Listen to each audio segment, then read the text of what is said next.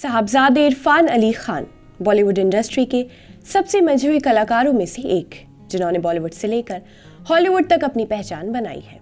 भले ही वो आज हमारे बीच ना हो, लेकिन लोगों के दिलों में वो हमेशा जिंदा रहेंगे। आदाब, आप देख रहे हैं आवाज़ द वॉइस और मैं हूँ आपके साथ अमीना माजिद। 7 जनवरी 1967 को राजस्थान के टोंक में साहबजादे इरफान अली खान के रूप में जन्मे इरफान खान को दुनिया के बेहतरीन कलाकारों के रूप में जाना जाता है। इरफान खान के पिता टायर का काम करते थे। उनका शुरुआती जीवन भले ही मुश्किलों से भरा है, लेकिन हिंदी सिनेमा में जो उन्होंने अपनी अदायगी का कमाल दिखाया है, उसे फैंस के लिए भूलना नामुमकिन है। हालांकि ये बात बहुत कम लोग जानते हैं कि इरफान ने सिनेमा का रास्ता काफ़ी बाद में चुना है। उनकी सबसे पहली मोहब्बत क्रिकेट था, लेकिन वो मोहब्बत अधूरी रह गई। इरफान को क्रिकेट का बेहद शौक था। वो क्रिकेट की दुनिया में ऑलराउंडर रहे हैं। सिर्फ इतना ही नहीं, जयपुर की टीम में वो सबसे युवा खिलाड़ी थे। इसी की बदौलत उनको बीसीसीआई के घरेलू टूर्नामेंट सीके नायडू ट्रॉफी के लिए भी चुना गया था, लेकिन 600 रुपये न होने की वजह से वो इस टूर्नामेंट में हिस्सा नहीं ले पा रहे थे।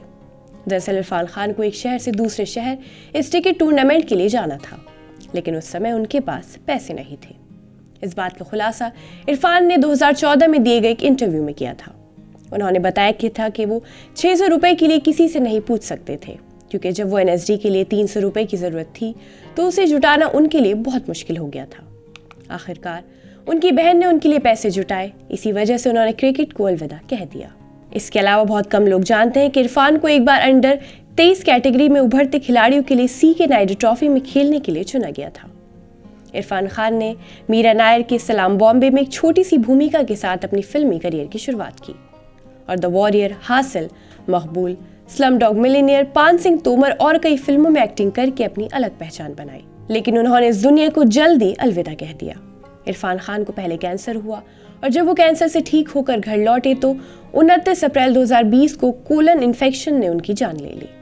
इरफान खान का जाना उनके चाहने वालों के लिए आज भी खलता है।